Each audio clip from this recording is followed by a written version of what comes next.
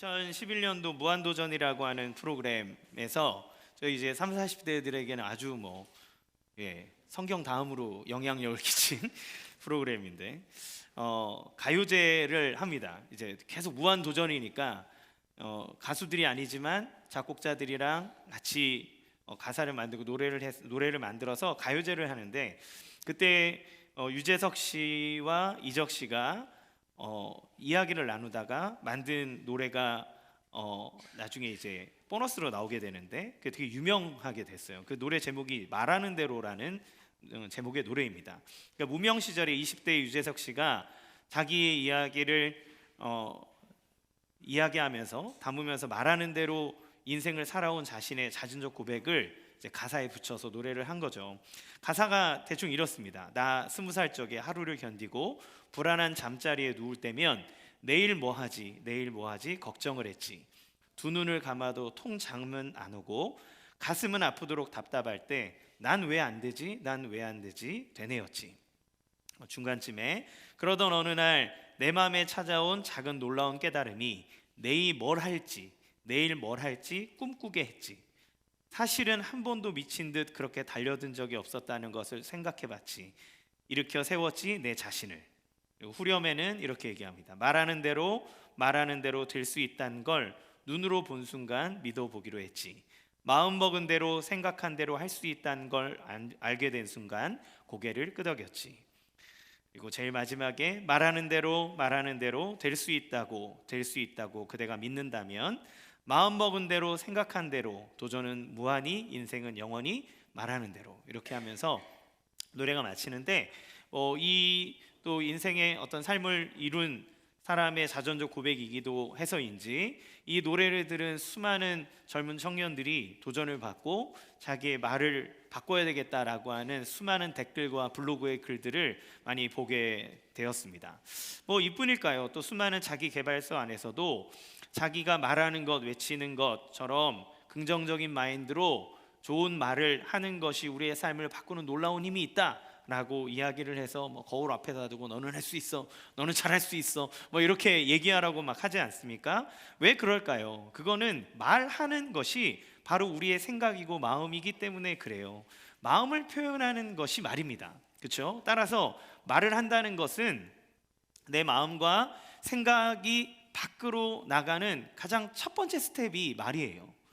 어떤 일을 행동하지만 그 내 마음속에 갖고 있는 수많은 품은 마음과 생각들이 세상 밖으로, 외부로, 내면에 있는 것이 외부로 표출되게 되는 가장 첫 번째가 무엇이냐면 그 말을 통해서 나가게 된다는 거죠. 특별히 많은 언어학자들이 얘기하는 것처럼 인류가 이렇게 놀라운 발전을 할 수 있었던 것, 수많은 발전과 기술의 개발들, 이런 걸 통해서 놀라운 문명을 이룰 수 있었던 이유는 바로 이 말을 표현할 수 있는 언어 때문이다라고 이야기를 하기도 합니다. 자, 그러면 왜 이토록 말이 강력한 힘을 가지고 있을까요? 사람들은 그것이 외부로 표출되고 그것이 우리의 마음을 바꾸기 때문이라고 얘기하지만 성경은 조금 더 근원적인 부분에서 이 말이 갖고 있는 힘과 파괴력을 이야기해주고 있어요. 첫 번째는 하나님이 말씀으로 세상을 창조하셨다는 데 있습니다. 하나님은 세상을 창조하셨어요. 어떻게 창조하셨습니까?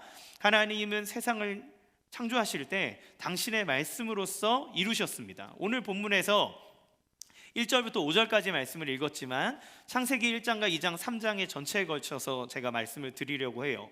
오늘 본문에서 창조하시는 모든 것에 대해 반복하는 것이 있는데, 하나님이 이렇게 이르시되 라고 했더니 그대로 되었다 라고 하는 것이 7일 동안 반복이 됩니다.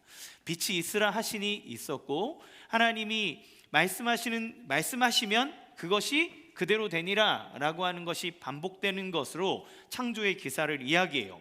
이 말씀하신 대로 되었다라고 하는 것이 하나님 말씀하시고 난 다음에 어떤 과정이 일어났는지는 자세히 설명해 주지는 않지만, 분명한 것은 하나님이 말씀하시면 그 말씀하신 것을 반드시 이루시고 그 말씀하신 것이 반드시 된다라고 하는 것이 하나님의 전능함과 권능과 능력을 보여주는 아주 중요한 말인 거죠.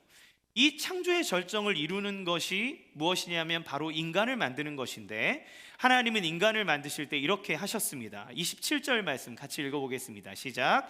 하나님이 자기 형상 곧 하나님의 형상대로 사람을 창조하시되 남자와 여자를 창조하시고, 자기의 형상, 하나님의 형상으로 사람을 창조하셨다 그랬어요.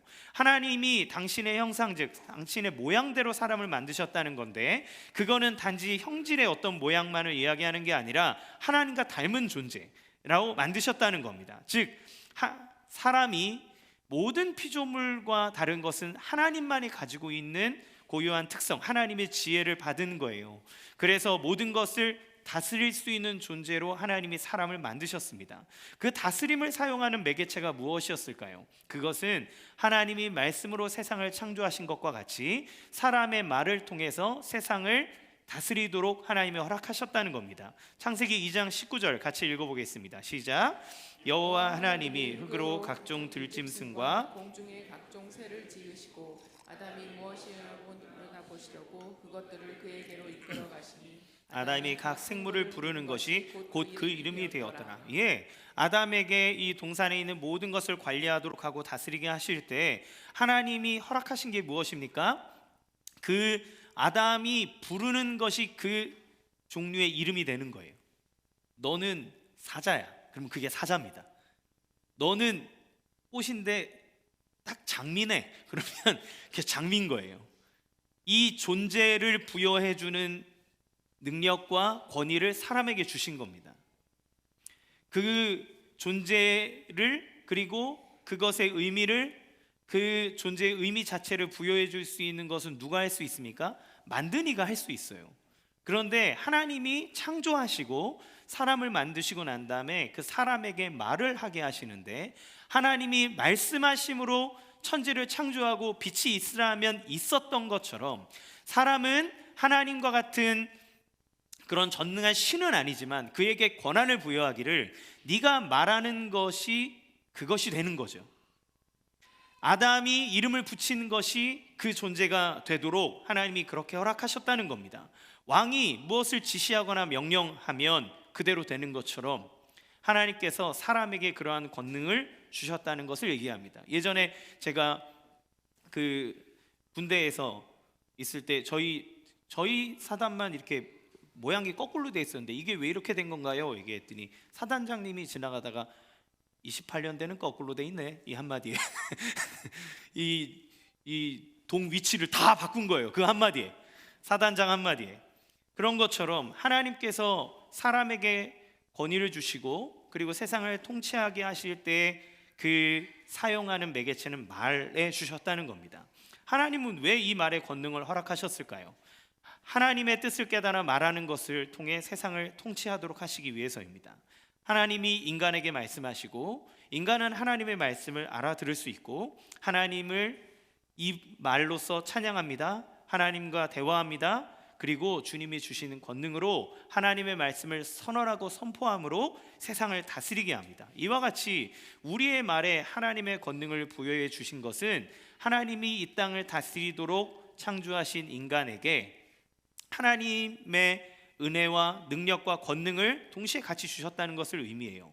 그래서 모든 혼돈과 흑암 속에서 하나님은 말씀으로 빛을 내셨고 질서를 세우신 그 하나님의 말씀의 권능을 우리에게 주셨다라고 성경은 이야기하는 겁니다. 그러면 여러분의 삶에서 혼돈이 있고 흑암 가운데 있는 듯한 어려움이 있습니까? 그러면 하나님의 말씀을 따라 하나님의 말씀을 받아 선포하십시오. 여러분의 인생에 빛이 있을 것입니다. 막힌 길이 두려워 그것 가운데 주저앉고 있습니까? 주님의 말씀을 받아 선언하십시오. 그 길이 열릴 것입니다. 마음으로부터 변화가 일어나 삶의 현상이 바뀔 것입니다. 그러한 은혜와 능력이 우리 가운데 있는 줄로 믿으시기 바랍니다. 그런데 문제가 있습니다. 문제가 무엇인가요? 두 번째, 타락한 인간의 말은 세상을 황폐하게 한다는 데 있습니다. 하나님의 창조를 받아 하나님의 형상을 받은 인간이 그의 말한 대로 무언가를 이루게 되고 그 결과를 맛볼 수 있는 놀라운 권능과 능력을 받게 되었는데, 사람이 하나님으로부터 떨어져 자신이 하나님이 되려고 했을 때 사람에게 죄가 들어오게 됩니다. 사람이 하나님을 떠나게 되고 타락하게 된 거죠. 선악과를 먹는 행위는 단지 절도죄가 아니라 내가 하나님이 되고자 하는 인간의 행동이고 시도인 거죠. 그때 사람이 하나님이 되려고 할 때 사람은 하나님께로부터 떨어져 나가 타락하게 됩니다. 그 사람이 타락했을 때 무엇이 제일 먼저 변할까요? 그 입이 변합니다. 사람이 가진 것 중에 가장 제어하기 힘든 것이 무엇입니까? 말하는 것이 되었습니다. 믿음의 말이 아니라 현상을 얘기합니다. 하나님이 아닌 인간의 생각을 말하게 되었습니다. 왜 그렇게 됐을까요? 타락하기 전에 하나님과 교제하고 하나님과 하나 되었을 때는 하나님을 봅니다. 그리고 하나님을 통해서 세상을 봅니다. 하나님이 이루시는 일들을 기대하고 바라보는, 그러니까 인간의 눈높이가 아니라 하나님의 눈으로서 세상을 바라보게 되었는데, 하나님을 떠나 자신이 하나님이 되려고 한 인간의 모든 시도는 자기의 삶에서 하나님의 눈을 잃어버리는 거예요. 인간이 보는 높이의 시선으로밖에 세상을 볼 수 없습니다. 한 치 앞을 내다볼 수 없고, 그 모든 세상이 다시 어두움이고, 그 모든 세상이 다시 혼돈이고, 우리의 삶의 어느 것 하나 보장할 수 없는 것이 우리의 인생이 되어버린 거죠. 그래서 하나님은 우리에게 생명을 주셨는데, 사람은 이제 그 생명을 잃어버리지 않기 위해서 생존을 위해 살아가는 존재가 돼버린 겁니다. 따라서 생존을 위해 살아가다 보니 모든 것이 척박하고 개척해야 되고 일궈내야 되는 것에 버려진 거죠. 따라서 모든 것이 비관적이고 모든 것에 대해서 남을 탓하기 시작하는 일들이 생겨나게 됩니다. 아담이 범죄하고 난 다음에 처음 한 말이 무엇인지를 보십시오. 창세기 3장 12절 말씀 같이 읽겠습니다. 시작. 아담이 이르되 하나님이 주셔서 나와 함께 있게 하신 여자 그가 그 나무 열매를 내게 주므로 내가 먹었나이다. 아담아, 이게 어떻게 된 일이냐? 내가 먹지 말라 한 거 그거 먹었냐? 왜 그랬느냐? 라고 물어봤을 때, 예 하나님, 제가 잘못했습니다. 하나님이 먹지 말라고 분명히 저한테 얘기하셨는데 제가 그 약속을 어겼습니다. 용서해 주십시오 라고 얘기하는 것이 아니라, 대번에 내 뼈 중에 뼈, 살 중에 살이라고 한 여자를 딱 가리키면서 저 여자가 시켰습니다. 근데 가만히 생각했더니, 하나님, 근데 저 여자 하나님이 만들어준 건데, 하나님이 저 여자를 나한테 만들어줘서 저 여자가 나를 이렇게 유혹해서 먹게 했습니다. 아담이 하나님으로부터 떠나 처음 한 이야기는 뭐냐면 남 탓입니다. 저 여자 때문에 내 인생이 망가졌고, 하나님이 저 여자를 괜히 나한테 만들어줘서 내 인생이 이렇게 된 거 아닙니까? 라고 하며 하나님을 향해 손가락질을 하는 거죠.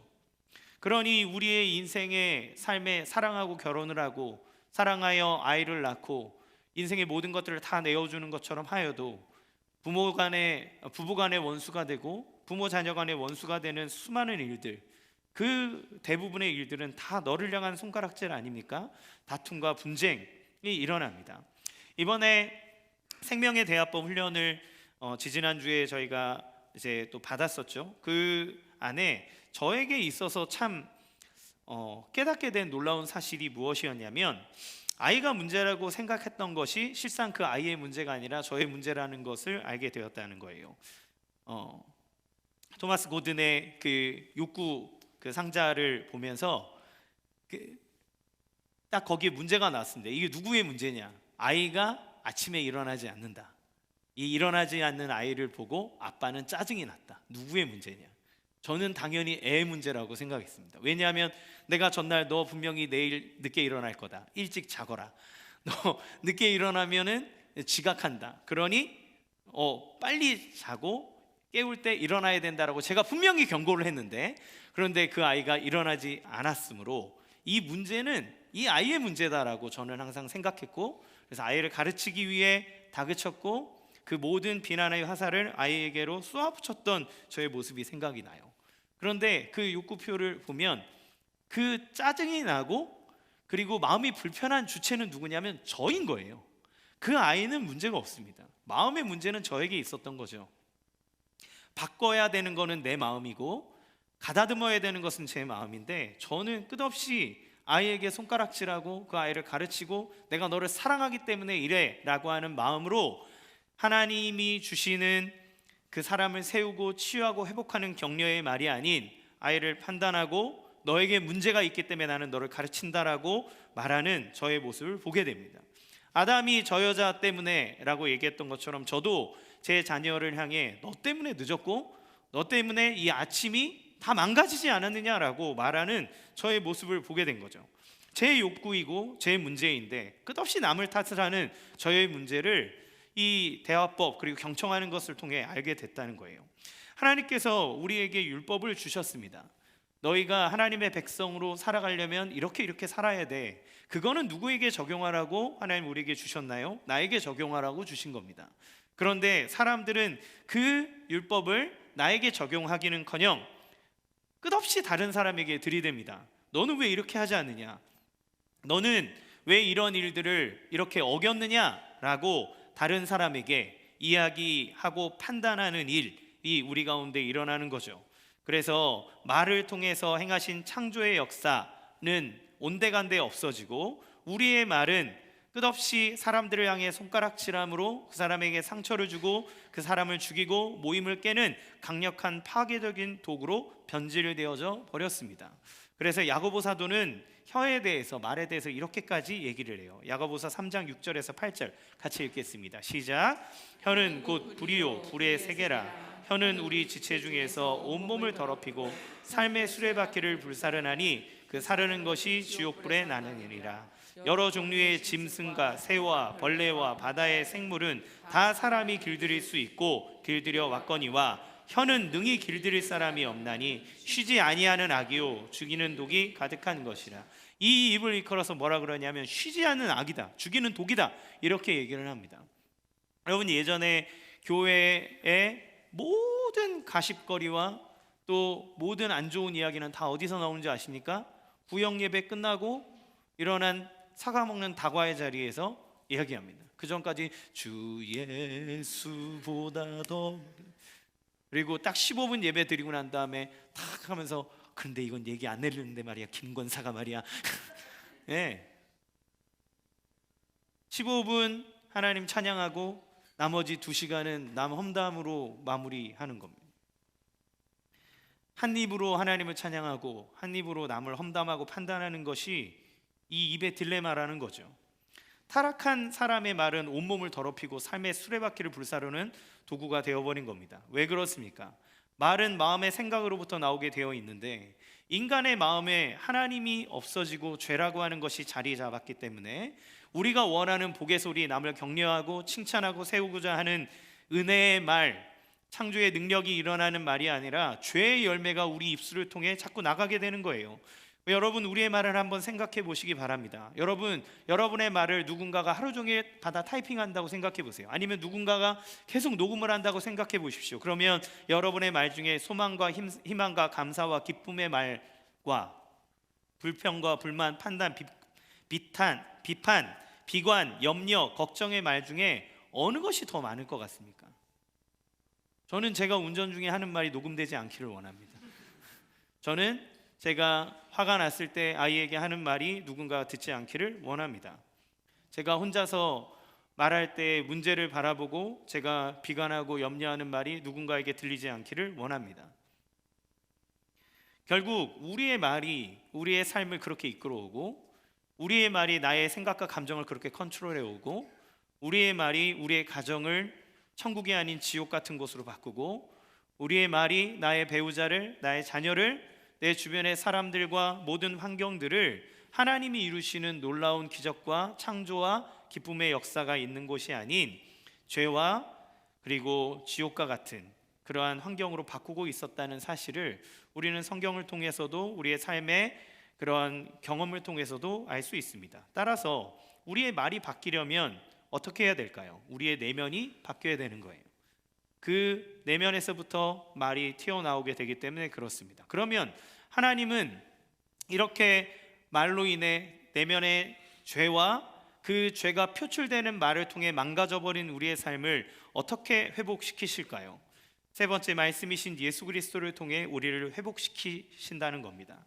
하나님은 인간의 죄 그리고 그 죄로 인해 망가져버린 삶을 회복시키고 완전히 새롭게 하시기 위해 구원자를 보내셨는데 그분은 우리의 모든 죄를 짊어지고 십자가에 달리신 예수님이십니다. 그런데 그 예수님을 성경은 뭐라고 얘기합니까? 요한복음 1장 1절에서 3절 같이 읽겠습니다. 시작. 태초에 말씀이 계시니라. 이 말씀이 하나님과 함께 계셨으니 이 말씀은 곧 하나님이시니라. 그가 태초에 하나님과 함께 계셨고 만물이 그로 말미암아 지은 바 되었으니 지은 것이 하나도 그가 없이는 된 것이 없느니라. 아멘. 사도 요한은 예수님을 일컬어 하나님의 말씀인데 그 하나님의 말씀이 육신이 되신 분이 예수님이다라고 얘기해요. 그래서 태초에 창조하셨던 말씀, 그러니까 하나님이 말씀하시면 그대로 되었던 그 권능, 그 말씀이 바로 그 예수다. 그 말씀이신 예수님이 육신을 입고 우리에게 오신 것이다라고 이야기를 합니다. 그래서 예수님의 모든 사역을 보면 그분의 말씀이 얼마나 하나님이 하셨던 창조의 행위와 비슷하게 나타나는지를 신약 성경 곳곳에 볼 수 있게 돼요. 하나님께서 창세기에서 하나님께서 말씀하셨더니 하나님이 이르시되 그대로 되었다라고 창세기의 기자가 그렇게 얘기하는 것처럼 신약에서 예수님이 말씀하시는 그 모든 것들은 그대로 되는 일들이 일어납니다. 바람과 파도가 친히 예수님께서 그 바람과 파도를 향해 명하십니다. 잠잠하라고 명하시니 그대로 됩니다. 귀먹고 억울한 자를 치유하실 때도 에바다 즉 열리라라고 말씀하시니까 즉시 그 귀가 열리고 혀에 맺힌 것이 풀려 말이 분명해지는 그 역사가 그대로 일어나게 됩니다.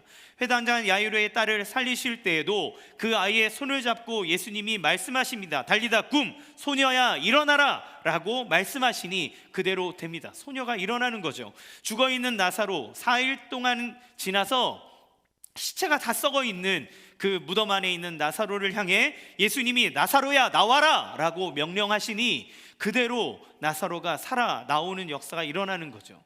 이게 무엇을 보여줍니까? 예수님이 처음에 태초에 천지를 창조하셨던 그 창조의 역사를 이루시는 그 하나님이라고 하는 것을 그대로 보여주는 거예요. 따라서 죄로 인해 모든 것이 어그러진 세상에 말씀이신 예수님이 오셔서 당신의 창조의 능력, 회복의 능력으로 말씀하실 때 세상을 회복시키고 세상을 완전히 새롭게 하는 하나님으로서 이 땅에 오셨다는 것을 보여줍니다. 그런 예수님이 우리의 구원자로 오셨다는 거예요. 창조의 말씀, 회복의 말씀이신 예수님이 우리의 구원자가 되셨다는 것은 그러면 예수님을 믿는 사람에게 어떤 일이 일어난다는 것을 의미할까요? 사람들이 오해하는 것 한 가지가 있는데 기독교 신앙이 아무렇게나 죄짓고 살아도 괜찮다는 무지성의 용서, 벌을 아무렇게나 면하게 해주는 면벌을 받는 것처럼 생각합니다. 그러나 이건 사실이 아니죠. 여러분, 하나님이 바보입니까? 하나님이 그 희생을 다 치러서 우리 마음껏 죄짓고 살라고 하나님께서 그 희생을 치러서 아들을 우리에게 내어줘 죽기까지 사랑하는 사랑을 보여주셨습니까? 여러분 자녀들을 사랑하는 마음이 그래 이제 네 마음대로 네 인생 막 개차반으로 살아라고 여러분 사랑을 보여주십니까? 아니죠. 그 자녀에게 사랑을 주는 거는 그 자녀가 올바른 길, 비전을 품고 살아가는 길, 정말 세상에 덕이 되고 세상에 좋은 일을 끼치는 훌륭한 사람이 되라고 우리는 우리의 재정과 열정과 마음을 희생해서 자녀들에게 사랑을 쏟아붓습니다. 그러면 하나님께서 당신의 아들을 아끼지 아니하시고 우리를 위해 내어주신 이유는 우리가 마음껏 죄짓고 살라고 예수님을 십자가에 못 박았습니까? 그런 말이 어디에 있습니까? 그런 기독교의 신앙을 완전히 오해하는 거고 알지 못하는 겁니다. 하나님의 지혜는 부요하고 하나님의 지혜는 놀랍습니다. 하나님이 이렇게 당신의 아들 예수 그리스도를 이 땅에 보내어서 우리의 죄를 짊어지고 십자가에 죽게 하시고 부활하게 하시는 이유는 무엇입니까? 이거는 죄가 우리를 죽음으로 인도해가는 능력이기 때문에, 그래서 그 죄의 권세로부터 우리를 끌어내어 생명의 길로 이끌기 위해 하나님이 사용하시는 유일한 방법이기 때문에 그래요. 죄가 우리를 죽음으로 인도해가는 능력이라면 예수님이 자기의 피로 죄의 값을 다 지불하사 죄의 능력을 파괴하고 죄로 인해 우리에게 나타나는 죽음의 권세를 파괴해버리신 사건이 예수님의 죽음과 부활의 역사입니다. 그리고 부활했다라고 하는 건 단지 살아났다는 것을 뛰어넘어서 사탄과 죄 그리고 죽음이 넘보지 못할 영화로운 몸으로 예수님이 부활하셨기 때문에 그 부활하신 예수님은 하늘과 땅의 모든 권세를 가지고 이 땅을 통치하시는 완전한 하나님으로서 왕으로 등극하시는 일이 일어나는 거죠. 그러면 예수님이 죽었다가 부활하셨다라고 하는 건 우리를 사망으로 이끌어가는 모든 죄의 권세를 예수님이 깨어 부순 것, 지옥의 권세를 깨어 부수는 사건이고, 부활하셔서 승천하셨다는 것은 이제 사람이 죄로 인해 어쩔 수 없이 끌려가 사망으로 끌려갈 수밖에 없는 그러한 인생을 죄가 넘볼 수 없는 육체로, 죄가 넘볼 수 없는 존재로 우리를 다시 새롭게 만든다는 일입니다. 그래서 이걸 신학적으로 부활한 예수님께서 행하신 일을 재창조의 역사가 일어났다고 얘기하는 거예요. 여러분, 우리가 왜 안식일이 아니라 주일을 지킵니까? 안식일이 토요일이잖아요. 그런데 우리는 주일인 안식일 그 다음 날을 주일로 지키잖아요. 왜요? 이 주일이 예수님이 부활하신 날이기 때문에 그렇습니다. 예수님이 죄로 어그러진 모든 세상을 재창조하신 그날, 그래서 우리는 이 날을 주일로 삼고 하나님 앞에 예배를 드리는 거예요. 그러면 재창조가 일어났다라고 하는 건 하나님이 처음에 만드셨던 그 완전한 세상처럼 우리를 죄의 영향과 죄의 모든 죽음의 권세가 우리를 끌어당기지 못하도록 생명의 길로 걸어가는 영생의 삶을 살아가도록 우리의 삶을 바꾸셨다는 것을 의미하는 거예요. 그래서 예수님 이 자체는 우리의 죄의 값을 자신이 다 치르셨기 때문에 우리를 용서하실 뿐만 아니라 우리를 죄의 질병에서 회복시키시고 예수님과 같은 새로운 피조물이 되게 하셨다는 것을 의미하는 겁니다. 따라서 우리는 죄를 가진 존재이지만, 그러나 그 죄의 값을 대신 예수님이 다 해결하셨고 지셨기 때문에 예수님을 통해서 새로운 존재, 하나님의 말씀을 따를 수 있고 하나님이 원하시는 삶을 살 수 있는 그러한 하나님의 자녀가 되었다는 것을 의미합니다. 따라서 정리하면 예수님을 믿는다는 것은 죄가 다스리는 사탄의 나라, 어둠의 나라에서 하나님의 나라의 백성, 영생의 백성이 되었다는 것을 의미하는 것이고, 우리는 죄 가운데서 영적으로 죽은 상태에서 그리스도 안에서 살아있는 상태가 되었다는 것, 그리스도를 통해서 새로운 삶을 살아갈 수 있게 되었다는 것을 이야기하는 겁니다. 이게 구원이 하나님께서 예수님을 통해 우리에게 베풀어 주시는 구원의 그 복잡하고 신묘한 역사예요. 우리가 숨 쉬는 거는 들어 마시고 내쉬고 간단하지만 이 안에서 일어나는 작용이 그렇게 간단합니까? 그렇지 않죠. 구원은 예수를 믿으면 구원 받습니다. 그러나 간단하다 그래서 그것이 그저 우리가 상상하고 이해할 수 있을 만큼 그렇게 단순한 것이 아니라는 거예요. 그 안에 하나님의 지혜와 하나님의 섭리와 우리를 살리고자 하는 하나님의 모든 마음들이 다 담겨져 있는 것이 이 구원의 역사라고 하는 것을 얘기합니다. 그러면 우리가 예수님을 믿을 때 그 예수님의 능력과 새롭게 되는 역사가 우리 가운데 어떻게 일어나게 됩니까? 예수님을 믿을 때 예수님이 우리의 인생 안으로 들어오시기 때문에 그래요. 하나님의 뜻을 사랑하고 순종하고자 하는 새로운 자아가 우리 안에 생겨나기 때문에 그렇습니다. 갈라디아서 2장 20절 같이 읽겠습니다. 시작. 내가 그리스도와 함께 십자가를 못 박았나니 그런즉 이제는 내가 사는 것이 아니요 오직 내 안에 그리스도께서 사시는 것이라. 이제 내가 육체 가운데 사는 것은 나를 사랑하사 나를 위하여 자기 자신을 버리신 하나님의 아들을 믿는 믿음 안에서 사는 것이라. 아멘. 바울이 그렇게 고백하는 겁니다. 이제 예수를 믿는 나는 내가 사는 게 아니다. 내 안에 계신 그리스도께서 사는 거다. 그래서 내가 이 땅에서 육체를 가지고 살아갈 수 있는 이유는 나의 어떠함이 아니라 나를 사랑하셔서 나를 위해서 자기 자신을 다 버리신 하나님의 아들을 믿는 믿음, 그걸 가지고 나는 살아갈 수 있다고 얘기하는 거죠. 이것은 무엇을 얘기해 줍니까? 말씀이신 예수님이 우리 인생에 들어왔다는 거예요. 세상을 창조하신 그 말씀 한 번으로 모든 죄로 어그러진 세상에 치유와 회복을 주시는 그 말씀이 우리 안에 거하게 됐다는 것을 의미합니다. 따라서 그런 사람에게는 어떤 놀라운 능력이 일어날까요? 요한복음 14장 12절에서 예수님은 그렇게 예수님을 받아들이는 사람을 향해 뭐라고 얘기하시냐면, 나를 믿는 자는 내가 하는 일도 그도 할 것이다, 이렇게 얘기하세요.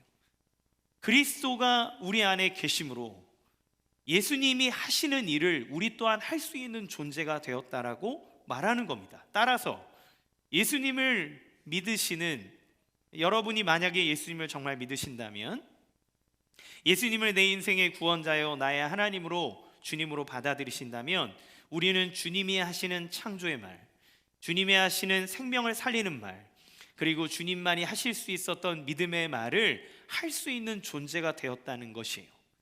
예수를 믿는 것은 그냥 단지 천국을 따놓은 당상으로 여기고 세상에서 이리저리 이끌리는 삶을 살아가는 게 아니라, 하나님이 내 안에 들어오셨기 때문에 하나님과 같이 세상을 치유하고 회복하고 하나님이 하셨던 것처럼 세상에 놀라운 주의 권능을 나타내는 능력의 존재가 되었다는 것을 하나님은, 예수님은 당신의 말씀을 통해서 우리에게 얘기하시는 겁니다. 따라서 네 번째, 우리의 말을 통해서 하나님의 능력이 나타나게 됩니다. 우리에게 주시는 말을 통해서 하나님의 능력과 역사가 나타날 수 있다면, 그러면 우리는 우리의 언어 생활을 돌이켜 봐야 할 거예요. 마귀는 끝없이 우리의 정체성을 흔들어 놓습니다. 너가 아직 하나님 앞에 용서받지 못했고 하나님의 자녀가 아니고 너는 질 수밖에 없는 존재라고 얘기하는 거죠. 그러나 하나님은 끝없이 우리에게 말씀하십니다.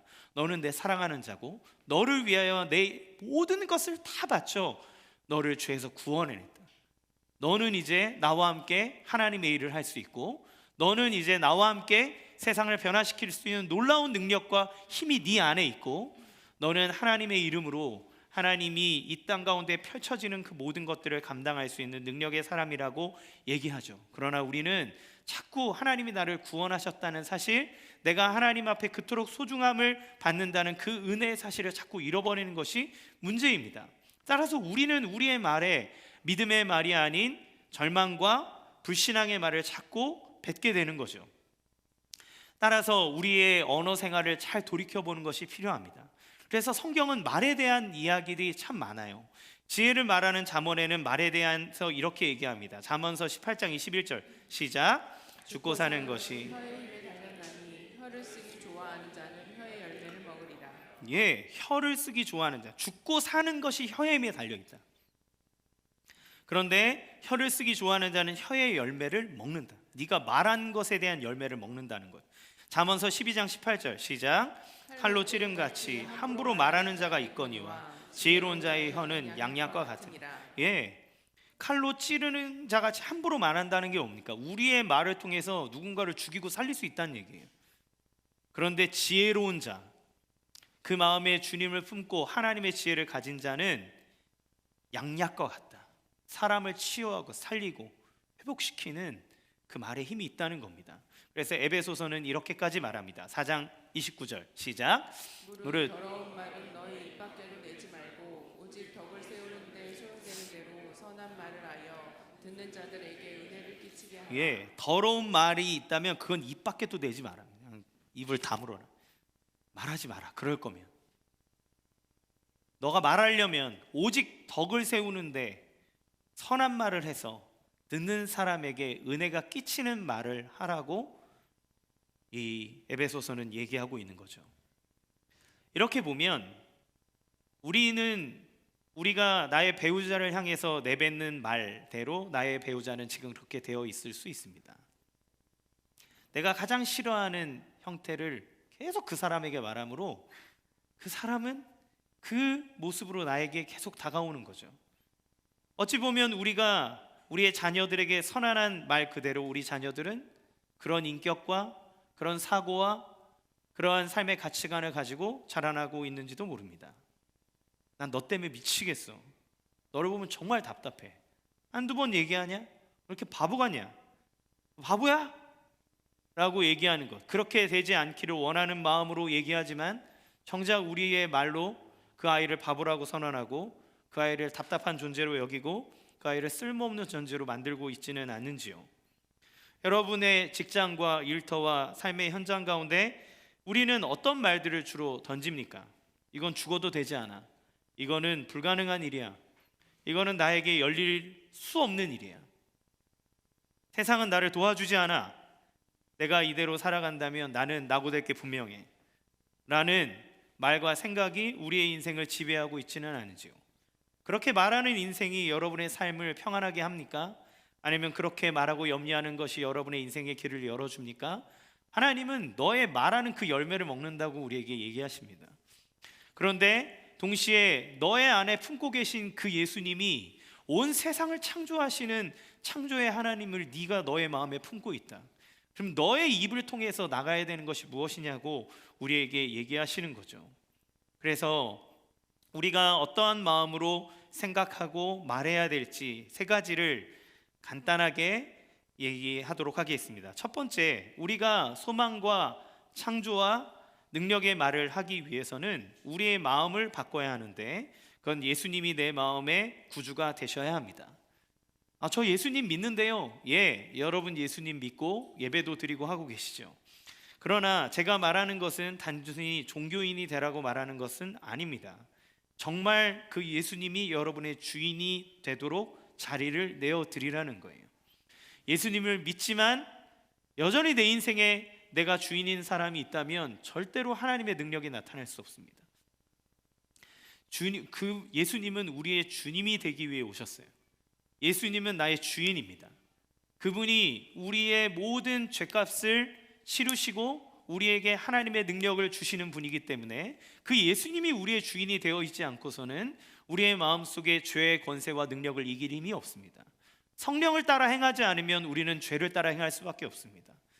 그러면 예수님이 우리의 주인, 나를 주관하고 나를 다스리시는 존재가 되어야만 우리의 마음의 생각, 우리의 품는 것이 하나님의 뜻과 일치할 수 있고 하나님이 이루고자 하는 선한 것이 우리의 마음속에 넘치게 되는 거죠. 그래서 사도 바울이 에베소 교회를 향해 기도할 때 너희가 그 사랑 안에 뿌리가 박히고 터가 굳어져서 너희 마음에 주가 계시게 하고 그 사랑 안에 뿌리가 박히고 터가 굳어져서 그 사랑의 넓이와 높이와 길이와 깊이가 어떠한지를 깨달아 하나님의 모든 충만하신 것으로 너희에게 충만하게 되기를 내가 원한다. 우리가 예수님이 우리의 주님이 되지 않으면 그 사랑의 넓이와 길이와 높이와 깊이를 깨달을 길이 없습니다. 그런데 우리가 남들을 향해 선한 말을 어떻게 합니까? 마음에 여유가 없으면 선한 말을 아무리 하려고 해도 나가지가 않아요. 마음이 넉넉하지 않으면 아무리 좋은 말을 하려고 해도 우리 가운데 나갈 수 없습니다. 그런데 우리가 어떻게 남들을 세우고 선한 말을 할 수 있습니까? 그 예수님의 사랑이 우리를 강력하게 감싸 안음으로 그 예수님의 은혜와 우리를 구원하신 사랑의 역사가 내 안에 가득히 차고 넘칠 때 그 넘쳐나는 사랑이 우리의 마음과 생각을 주관하고 그리고 그것이 우리의 입술을 통해 상대방에게 흘러갈 수 있다는 거예요. 그러면 예수님을 통해 새롭게 해주시는 영생의 삶을 누리는 삶을 살아갈 수 있게 됩니다. 은혜가 지배하면 우리의 마음이 넉넉해집니다. 그러면 잘못된 삶의 태도, 생각, 습관 이 모든 것들을 하나님께 맡길 수 있게 됩니다. 우리의 말을 바꿀 수 있게 됩니다. 두 번째, 우리의 주님이 예수님이라면 그 예수님의 뜻을 날마다 분별하고 순종하고자 하는 마음을 가지십시오. 어떻게 할 수 있습니까? 그분이 말씀으로 우리에게 오셨다면 우리에게 주신 하나님의 말씀을 날마다 읽고 묵상하는 것을 그치지 마십시오. 그 말씀을 날마다 여러분의 마음판에 새기십시오.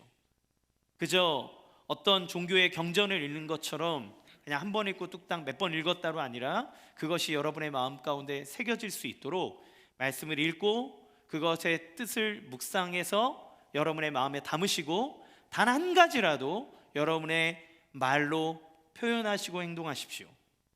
말은 우리의 생각과 마음에서부터 시작된다고 얘기했죠. 그러면 그 하나님의 말씀이 우리의 마음을 다 기경하고 바꾸도록 그 말씀으로 우리를 바꾸러 나가는 겁니다. 그리고 그 입술에 담겨 하나님이 주신 말씀의 마음을 여러분의 입으로 고백하십시오. 무엇으로 고백합니까? 기도로 고백하는 겁니다. 하나님이 여러분에게 주신 그 말씀, 그 은혜와 능력의 생각들을 여러분의 기도로 하나님 앞에 선언하고 선포하고 아뢰십시오. 놀라운 일이 일어날 겁니다. 왜 기도가 능력이 있습니까? 그 하나님이 들으시기 때문에 그래요. 내 하나님을 향해 갖고 있는 믿음으로 내가 하나님에게 선언하고 하나님에게 간구하고 아뢰면 그 말씀의 능력을 이루시는 하나님의 역사가 우리의 기도라고 하는 말을 통해 현실이 되게 만드는 겁니다. 하나님의 일을 하고자 하여 여러분이 엎드려 기도하고 하나님 앞에 부르짖고 이야기했던 것들이 어떻게 역사로 나타나는지 여러분 경험하시면 좋겠습니다. 세 번째, 선한 말을 배우시기 바랍니다. 저는 이번에 대화 훈련을 하면서 좋은 말을 참 모르고 있다는 것을 알게 됐습니다. 우리의 언어 습관은 너무나 고정돼 있어요. 쓰고 있는 단어가 몇 개 없다는 겁니다. 그 칭찬에 대한 영상을 하나 봤는데, 칭찬을 할 때 아버지들에게, 그 부모님들에게 아이가 뭘 하면 칭찬해 주라고 얘기를 해요. 1시간 동안 딱 2마디예요. 와, 잘하네. 와, 대단하다. 그 다음에 무슨 말을 할지를 몰라. 또 좀 있다가 보다가 오, 대단하네. 야, 잘한다. 또 좀 있다가 오, 대단하네. 그런데 제가 그거를 보고 제 말을 돌이켜 봤어요. 내가 우리 딸에게, 아들에게 해주는 칭찬의 단어가 얼마나 되나? 별게 없더라고요. 근데 그 아이를 비난하는 말은 너무 다양해요. 넌 이래서 이렇고 저래서 저렇고 이게 잘못됐고, 비난하고 그 아이를 억누르고 하는 말의 종류는 그렇게 다양한데 그 아이를 칭찬하는 말은 너무 조악한 거예요. 그 아이를 격려하는 말을 모르는 거예요. 나 죄인이구나. 난 너무 무능한 아빠구나. 이 아이를 칭찬할 줄을 모르는구나. 그 아이의 장점과 그 아이가 가지고 있는 고유한 그것을 하나님이 나에게 주셨던 것처럼 말하지 않는구나. 그래서 그 생각이 들었어요. 단어를 수집해야 되겠다. 그러니까 소설가 이영하 씨가 얘기하더라고요. 소설가는 단어를 수집하고 단어를 만든대요. 그래서 수집을 한대요. 그래야 그 소설의 언어가 풍성해지잖아요. 우리가 알고 있는 말로는 안 됩니다.